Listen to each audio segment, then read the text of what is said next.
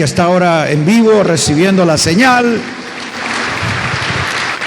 y que allá en las naciones se reproduzca esta palabra y miles puedan también accesar a este momento de edificación. Gracias al Señor por la vida del pastor Gerardo Cárdenas en su aporte para esta edificación, profeta Cristian, maestra Marta y a todo el equipo de trabajo que se ha invertido para hacer posible esta convocatoria. Muchísimas gracias.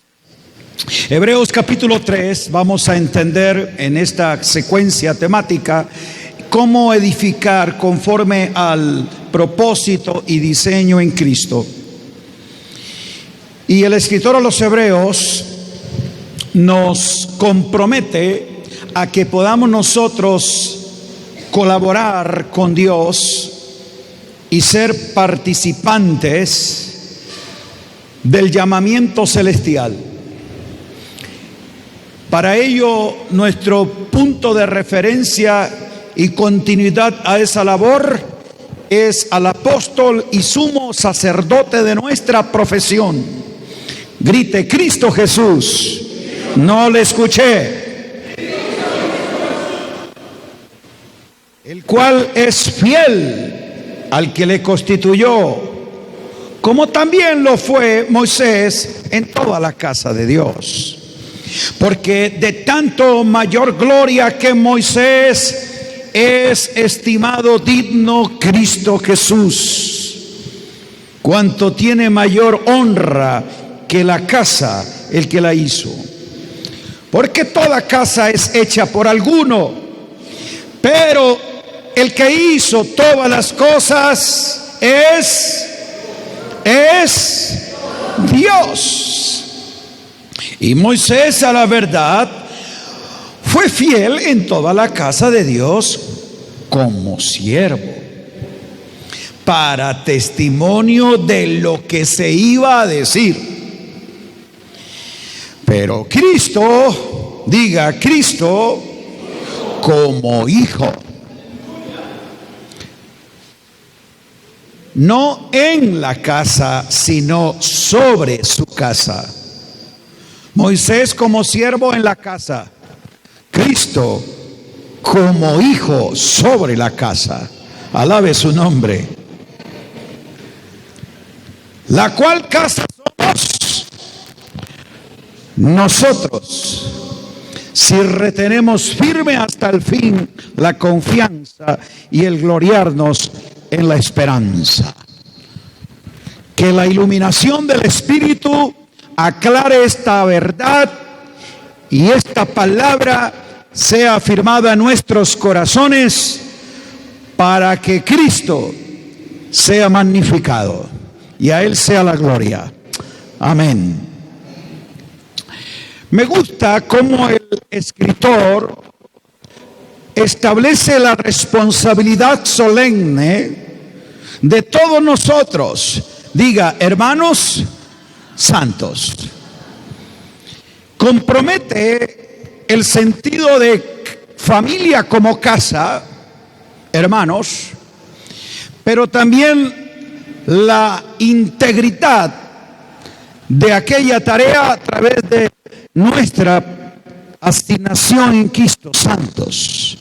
Y él dice que nosotros somos participantes del llamamiento celestial. Escuche, solo podemos ser participantes efectivos del llamamiento celestial si somos entendidos y obedientes a la visión celestial. ¿Lo entendimos? Vamos a repetirlo. Su mano arriba, diga: solo podré ser, no le escucho, solo podré ser participante efectivo del llamamiento celestial si soy entendido y obediente a la visión celestial. Pablo dijo a Agripa que él podía perseverar en esa tarea que Dios le había dado, a la cual le había llamado, y que él podía mantenerse firme hasta cumplir la meta en ese llamamiento celestial, porque él nunca había sido rebelde a la visión celestial. Diga obediencia. Vamos a entender más adelante que la obediencia es la clave para la ejecución de la visión. Por eso, cuando Dios le llamó y le mostró la visión celestial, él dijo: ¿qué quieres que yo haga? Porque había entendido quién era el que le hablaba. Y cuando Dios le mostró la visión celestial, porque él habla de esa visión, Dios no le vio o le mostró algo, sino a alguien. ¿Qué fue lo que vio en esa visión? Note usted cómo Dios en un flash, ahí inmediato, le hace conocer al Hijo. Para esto me ha parecido a ti, para que conozcas al Hijo, al justo. Entonces, ¿quién eres, Señor? Pero ahí en el Hijo Dios le revela el cuerpo. ¿Qué fue lo que él vio en esa visión? Diga: Cristo expresado en un cuerpo. Por eso es que él no logra entender: no, Señor, yo a ti no te persigo, contigo no tengo nada. No. Es que tú estás persiguiendo mi cuerpo. ¿Está claro esto? ¿Qué fue lo que en síntesis él entendió en esa visión? Por eso le dije que la visión celestial no fue algo que vio, fue alguien que vio. ¿Qué fue lo que vio? Diga: a Cristo expresado en un cuerpo. Y por eso a esa iglesia que como cuerpo él perseguía, ahora entendiendo quién es ella, se dedica a edificarla. Desde entonces no he sido rebelde para edificar esa iglesia, ese cuerpo, de acuerdo a lo que en Cristo, porque la iglesia es revelada en Cristo. ¿Qué fue lo que Pablo vio en ese instante? ¿Quién eres, Señor? Pero ¿en quién estaba allí reflejado ese Cristo? Diga: en un cuerpo. Aleluya. Cristo expresado en un cuerpo que es la iglesia. Entonces, donde Pablo quiere ahora dedicarse a entender cómo la ha de edificar, y él se consagra a ese llamamiento celestial, porque lo que lo gobierna es una visión celestial.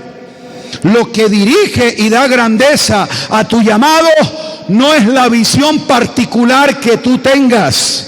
Ay, tal vez esto no te anime, pero Dios no respalda visiones personales.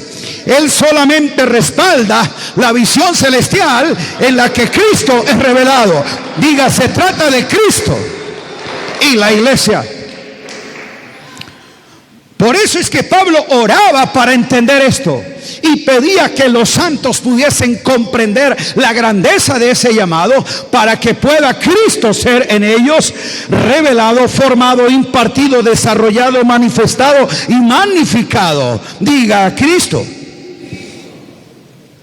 La oración no es el medio para convencer a Dios que bendiga o respalde o apoye mi visión. La oración es el medio para entender el diseño de Dios, conocer los planes de Dios y edificar de acuerdo al propósito de Dios. Nadie dijo amén. Pero a veces nosotros queremos orar, ayunar y hacer muchas otras cosas para convencer a Dios que bendiga nuestros planes, que respalde nuestra visión. Y estamos diciendo: Dios me dio esta visión, y hablamos más a veces de un método. Le llamamos a la visión una estrategia. Nunca un método, nunca una estrategia será la visión. La visión nace en Él, la visión es Él, la visión es para Él. Entonces, Cuando esa visión se da es porque allí está revelado un diseño que concibe un propósito. Por eso ese Dios que da visiones es un Dios de propósito y de diseños únicos. Diga amén. Dios es un Dios de propósito único y de diseño único. El pasaje que leímos ahí en Hebreos 3 presenta precisamente en paralelo dos modelos de edificación. A Moisés como siervo en la casa, y se refiere a aquel tabernáculo terrenal que edificó, y a Cristo como hijo sobre la casa, la cual somos. No escuché. Diga nosotros. Entonces, edificar al Cristo corporativo es tener la revelación del Hijo sobre. Y la Biblia nos muestra cómo Dios elige en esa economía del antiguo pacto a Moisés como administrador de esta tarea. En Éxodo capítulo 25 que conocemos, verso 9, la ordenanza fue esta: conforme a todo lo que yo te muestre, el diseño del tabernáculo y el diseño de todos sus utensilios, así lo haréis.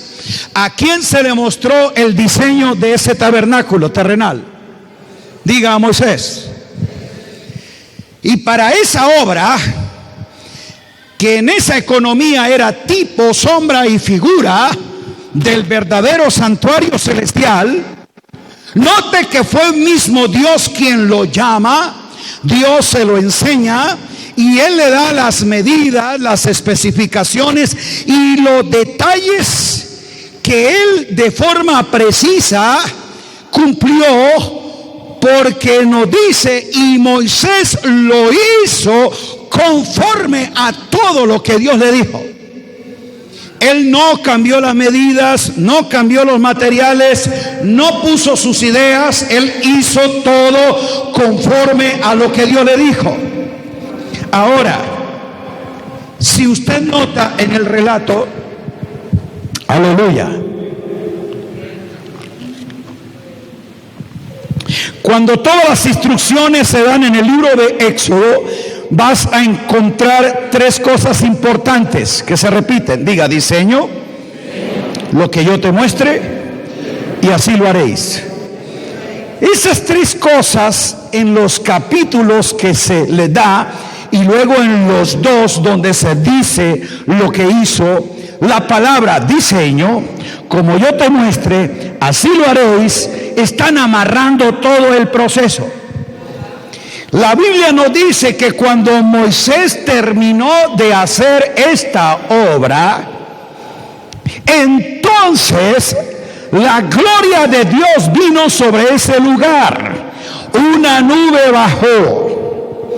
Y note usted que la belleza, el esplendor de esa rústica tienda no estaba en las cortinas multicolores, ni en los muebles de oro, ni en los elementos de plata, ninguna de estas cosas.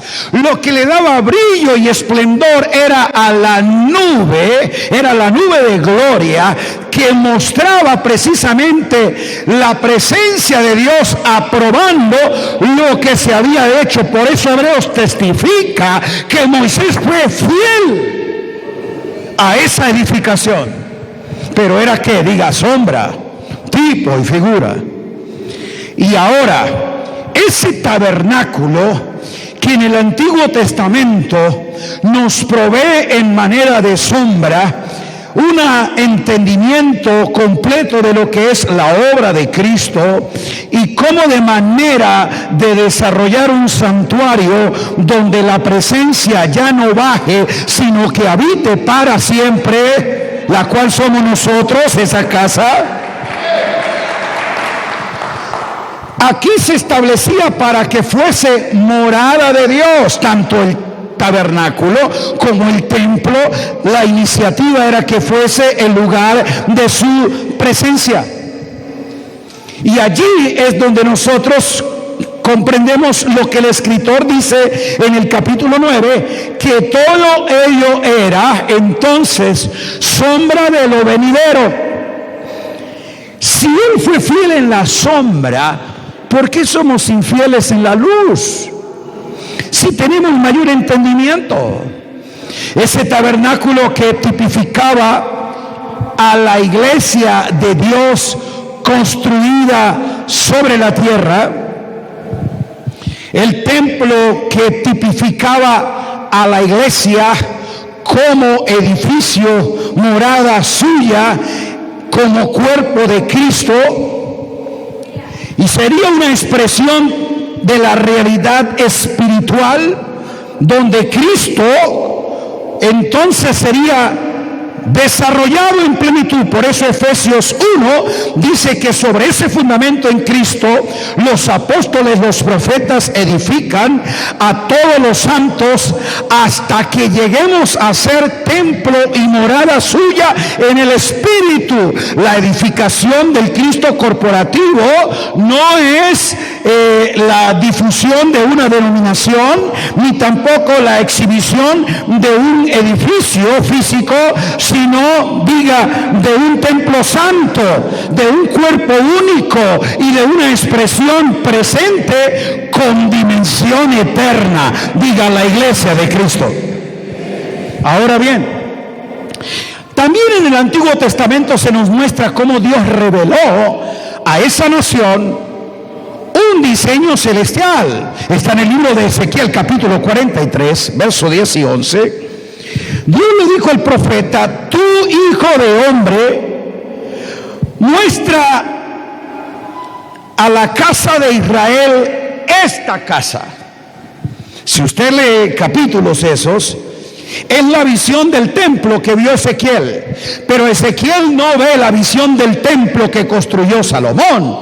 Él está viendo otro templo, un templo celestial. Las connotaciones son de otra naturaleza. Ese templo celestial que se le muestra con unas dimensiones mayores de un trono y de muchas otras cosas, dijo que venía a ser una casa.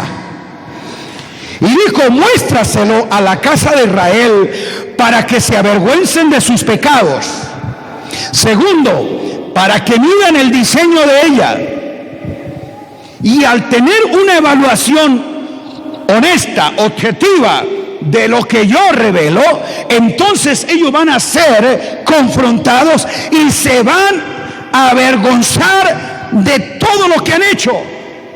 Porque cuando yo les mandé a edificar ese tabernáculo y ese templo, era precisamente para una expresión de nación que fuese luz a las naciones. Así que ellos han entonces fallado en el plan. Pero quiero que vean ese templo, y les dijo: hazle entender el diseño de la casa, su disposición, diga diseño, sus salidas, sus entradas, todas sus formas, todas sus descripciones, todas sus configuraciones y todas sus leyes. Descríbelo delante de sus ojos. Esa es una comisión profética que Ezequiel tiene acerca de esa visión celestial. Y dice: hazlo entender a ellos. ¿Con qué fin? Para que guarden toda su forma y todas sus reglas, y que ese diseño y ese orden lo pongan por obra. Note usted que siempre Dios espera una respuesta de obediencia a lo que Él revela, en lo que da a conocer. Ahora bien, ese templo está mostrado en aquella economía de lo que tipificaba para ellos lo que es la realidad nuestra. Ese templo que Ezequiel ve es el templo celestial que Apocalipsis enseña. Y vi el templo de Dios, el tabernáculo de Dios entre los hombres. Ese que está ahí en Apocalipsis, entonces aquí a Ezequiel es revelado. Y note usted cómo él se convierte en el parámetro por el cual Dios juzga las motivaciones y conductas de esa nación. De igual forma, para nosotros este diseño celestial es la manera como Dios evalúa la clase de obra que yo hago. La plomada de Dios se establece desde su casa y para su casa.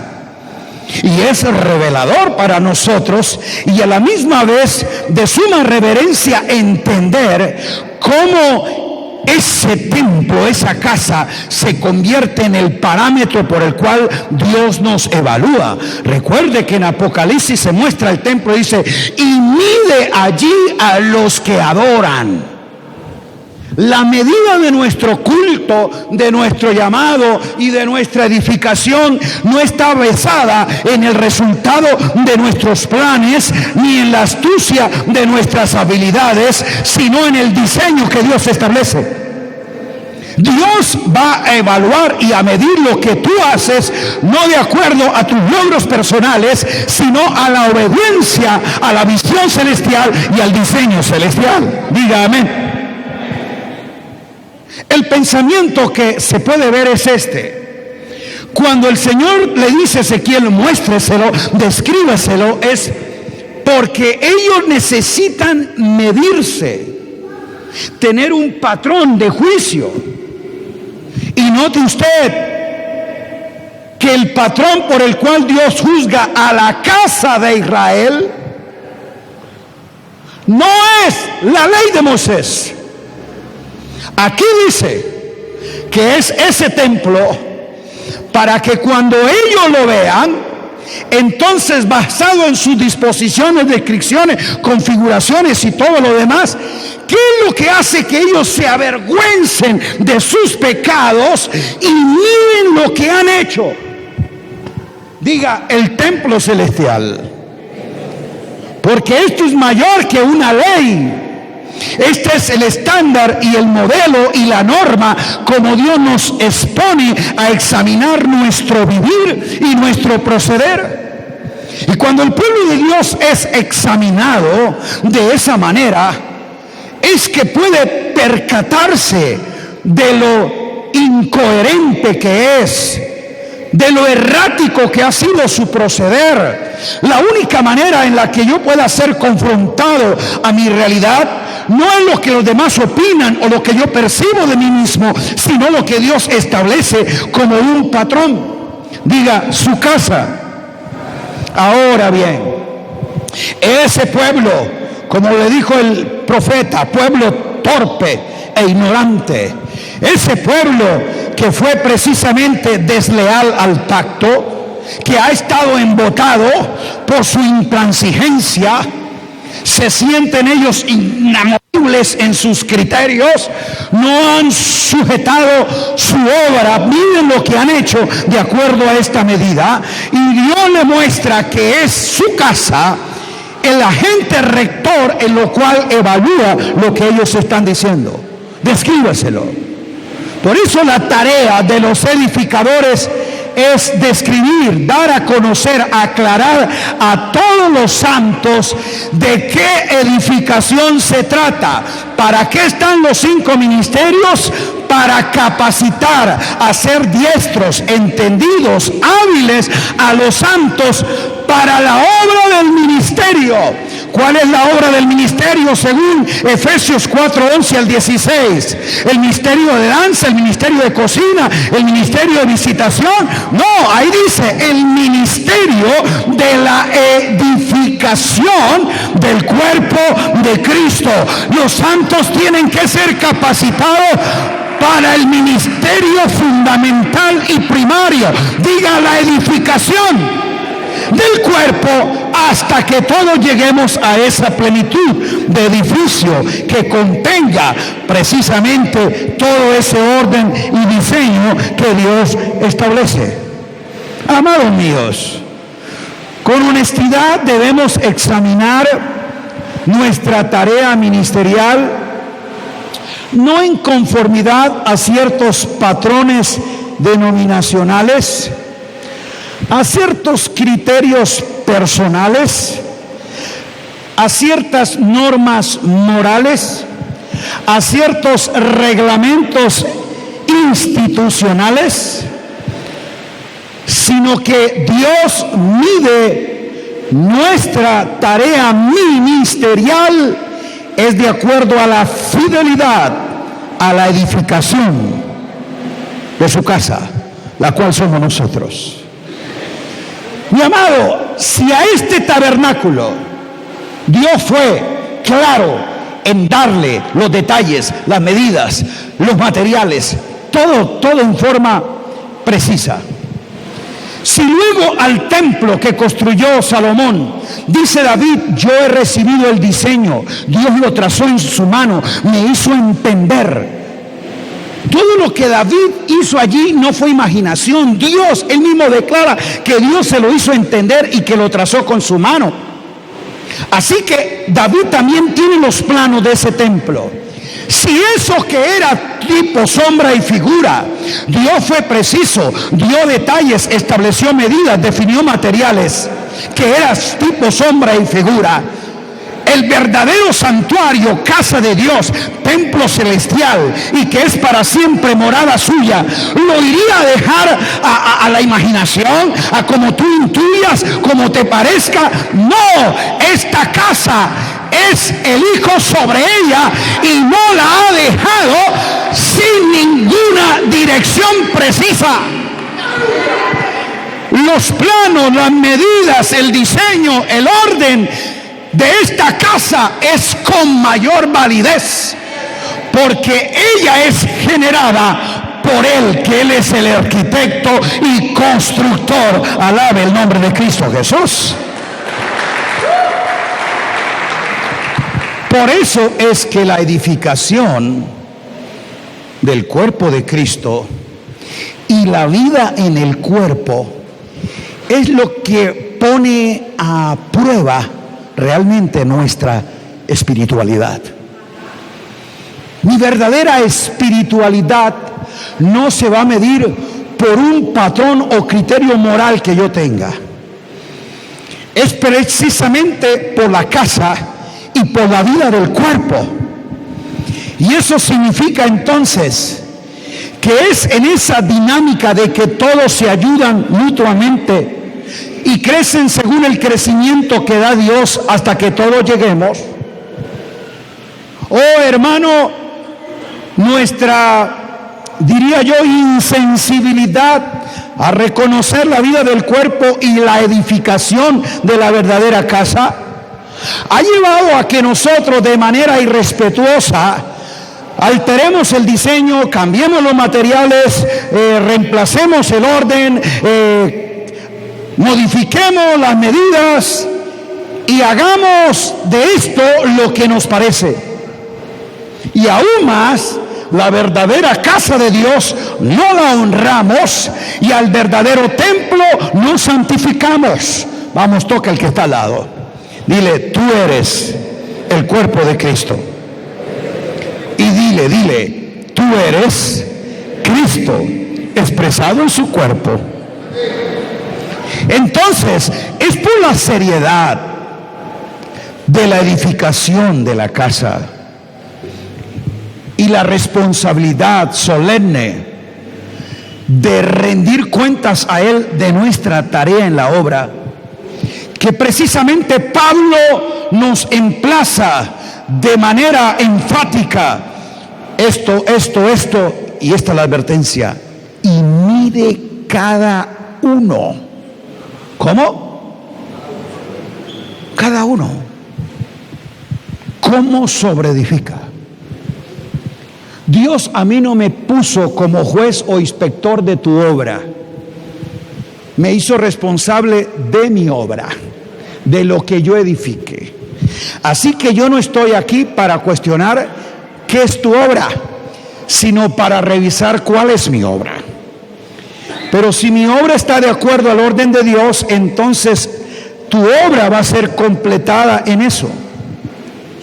Mire cada uno cómo sobreedifica, porque el asunto no es hacer una obra, sino que la obra al final, cuando el fuego, la medida, la apruebe. Por eso tu obra va a ser probada para que el obrero sea aprobado. Y Dios te dice, procura con diligencia presentarte a Dios. Como obrero, el que hizo esa obra y que no tiene nada de qué avergonzarse. ¿Y por qué? Porque trazó, o sea, hizo un ejercicio técnico y preciso de los detalles y de las medidas. Por eso Dios no te pide ser un ministro aplaudido, aceptado, afamado, sino un obrero aprobado, que Él pueda aprobarte en la obra, porque ya tú eres aprobado en Cristo. Diga, es la iglesia, esa que Él dijo, yo edificaré. Entonces Él la origina, es en Él, por Él y para Él, es de su propósito, es en su diseño, es en su orden. Y esa iglesia, entonces, de piedras vivas que tienen sustancia de donde son extraídas, diga, de la roca eterna, ahora son edificadas para ser columna y baluarte de la verdad. ¿Quién es ella? Diga, la iglesia del Dios viviente. ¿La iglesia de qué? Somos la iglesia del Dios viviente. Diga amén. Piedras vivas para expresar la vida de un Cristo vivificante. Y Él ha establecido entonces que es a través de esa edificación individual, diga, de cada uno, que todos llegamos. Diga, de cada uno hasta que todos lleguemos. Esa es la expresión corporativa de todos.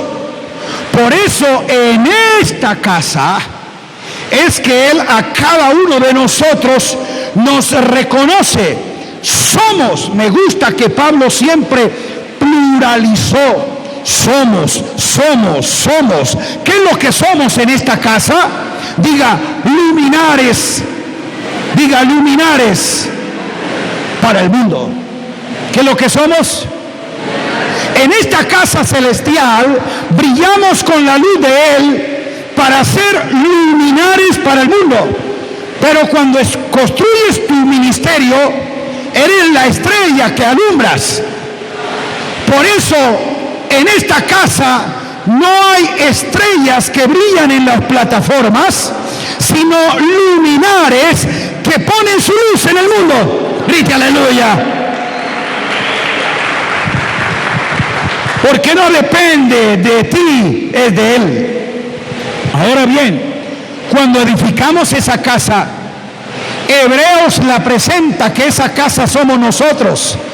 Pero como Él dice que es esa casa, Él habla que esa casa es la Jerusalén celestial. Ya se nos habló de Sión, ese ente de gobierno. Diga, la nueva Jerusalén. Note que esa nueva también es Kainos. Qué interesante. Esa nueva Jerusalén no es la Jerusalén anterior remodelada, reconstruida o hecha mejor. No, es otra, de otra naturaleza, de otra esencia, y es celestial y viene de arriba. Grite aleluya. Entonces, la Biblia muestra cómo esa casa celestial, ciudad celestial, santuario celestial, es la consumación de todo el proyecto y proceso de edificación que Dios inició. Lo inició en tipo, sombra y figura. Lo vino y lo manifestó en el verdadero tabernáculo que habitó entre nosotros, y vimos su gloria como unigénito del Padre, lleno de gracia y de verdad, en quien Hijo sobre la casa iba a edificar el verdadero templo que se constituye, diga, en la nueva Jerusalén, en la ciudad celestial. ¿Estamos entendiendo? Esa ciudad, por eso ella alumbra. Y esa ciudad contiene la gloria de quien lo habita, diga Cristo en nosotros. Que no hay necesidad de nada, dice Apocalipsis, porque Él lo llena todo, en todo. Ahí no hay necesidad de luz, porque Él es la luz. Aleluya. Ahí no hay necesidad de buscar la presencia, porque Él es la presencia que llena y que mora para siempre. Grite aleluya. Note cómo la Escritura traza entonces todo el plan de Dios en Cristo de proponerse a edificar, ¿cómo lo diríamos? A un Dios eterno, magnífico en todo, que se convierta en la expresión de un Dios hombre en Cristo. ¡Wow! Es maravilloso que esta edificación termina siendo Dios impartido, Dios incorporado, Dios en Él todo, siendo el todo.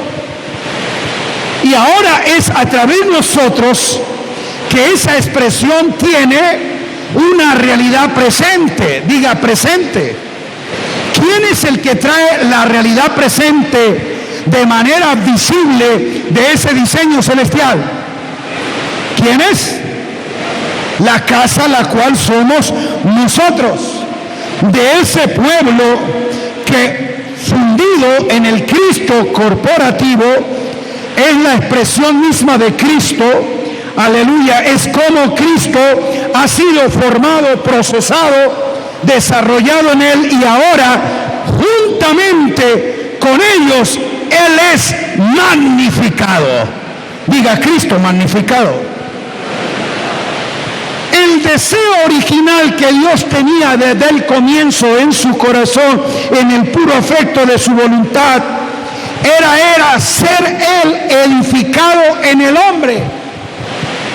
Por eso es que en Cristo Él se imparte para que Cristo sea impartido a nosotros. En ese Cristo en quien habitó corporalmente toda la plenitud de la deidad, era que Dios quería impartirse al hombre. Ese que Dios es espíritu, ahora en ese espíritu vivificante hace que nuestro espíritu se una a Él. Aleluya. Y todos los renacidos, poseyendo la misma naturaleza del impartido, le magnifican, le expresan, lo hacen notorio. Alabado sea su nombre, para que Cristo sea el todo en todos y por todos y sobre todos. Y Pablo dice, a fin, escuche esto, que Dios sea glorificado en la iglesia y en Cristo. Mañana vamos a explicar cómo Dios es glorificado primero en la iglesia y luego en Cristo. ¿Cómo es que la gloria de Dios tiene esa doble expresión? Aleluya. Ahora, diga, el Cristo corporativo es el Dios impartido en plenitud por medio del Hijo en los hijos. Yo me hubiera alegrado, porque es con esta casa eterna, con esta celestial, ahora donde Él lo llena todo de su gloria, y por medio de ella establece para siempre su reino de justicia, de paz y de poder, donde dice Apocalipsis, allí no habrá. Diga, no habrá. No busque lo que no hay. No hay maldición, ni enfermedad, ni muerte. Grite aleluya. No habrá. Ese ese diseño eterno que Dios se propuso en Cristo es posible. Ahora, yo quiero que nosotros entendamos algo. Diga la naturaleza del diseño de Dios. El diseño de Dios es una concepción eterna. Fue en la eternidad donde Él lo diseñó. Por eso no fue algo que Él improvisó. Como me falló Adán, voy a hacer esto. Como me falló Israel, voy a inventar esto. No. Eso estaba diseñado ya en Él. Y contiene la naturaleza y la revelación de lo que Dios quiso progresivamente en la dispensación de los tiempos darlo a conocer. Adán, Abraham, Moisés, Israel, los profetas, a todos a ellos se les dio a conocer en forma parcial y gradual de lo que se trataba. Y a muchos de ellos hablaron de eso, pero no sabían que estaban declarando la gracia destinada a nosotros. Diga, ya estaba destinada porque fue concebida desde la eternidad. Lo que Dios ha concebido para ti y lo ha definido en Cristo, no hay nada ni nadie que impida que eso se realice. Grite aleluya. Por eso nuestra tarea es, en cada dispensación del tiempo, ser entendidos de lo que nos corresponde colaborar en el propósito. Ahí es donde nosotros no podemos estar pidiendo operar de acuerdo en donde ellos estuvieron. Porque dice que David, a la verdad, sirvió a Dios a su generación. Pero lo hizo entendido de cuál era la voluntad de Dios para él en su asignación. Escúcheme, si yo soy entendido y efectivo en mi asignación de lo que la voluntad de Dios marca para mí en ese tiempo y en esa generación, afecto generaciones. La fidelidad de David a su asignación ha trascendido en el tiempo, porque se trataba no de su obra, sino la de Dios a través de él. Grítele al que está al lado, no se trata de tu obra. Entonces, la eficiencia de cada generación está marcada por el entendimiento a la ejecución del diseño, del orden que le establece Dios. ¿Está aquí conmigo? Si tú ya sabes en qué economía colaboras, no puedes estar anhelando disfrutar o tener las experiencias de las que ya ocurrieron. Tú no puedes estar diciendo la gloria del Sinaí desciende sobre mí, porque si Dios quería que la gloria del Sinaí cayera sobre ti, te hubieras hecho nacer en ese tiempo. Si el Espíritu de Dios desciende sobre mí, yo danzo como David. Si Dios quería que tú danzaras como David, te hubiera hecho nacer en ese tiempo. Y si tú quieres, paséate Nazareno, Nazareno, paséate. Ver al Nazareno pasear, te hubiera hecho nacer allí en Palestina en ese tiempo. Pero ahora, diga ahora, en este tiempo, tú estás después de la cruz y estás en Cristo. Por eso es que después de la cruz se inicia un nuevo orden, una nueva economía, que es la que Dios quiere hacerte entender para que participes efectivamente el placer precisamente de nuestra vida es ser fieles al tiempo que nos corresponde. Diga, es ahora. Por eso necesitamos entender esto. Y nuestra tarea en estos días es cómo ver el alcance de nuestras vidas en esa economía, donde todas las ecuaciones que Dios ha establecido a través del Hijo marcan, escuche, nuestras motivaciones, actividades, proceder, para que seamos hallados fieles en la casa de Dios. Y aquí es como nosotros podemos, escuche esto, toda mi obra, diga, toda mi obra tiene que estar gobernada por un diseño.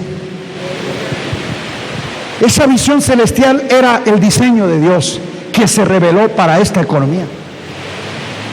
Él quería entenderla, porque precisamente lo que Dios quiere es que cada uno de nosotros, diga, sea hallado fiel. Se requiere de cada uno de los oikonomos, administradores, sean hallados fieles. ¿En qué?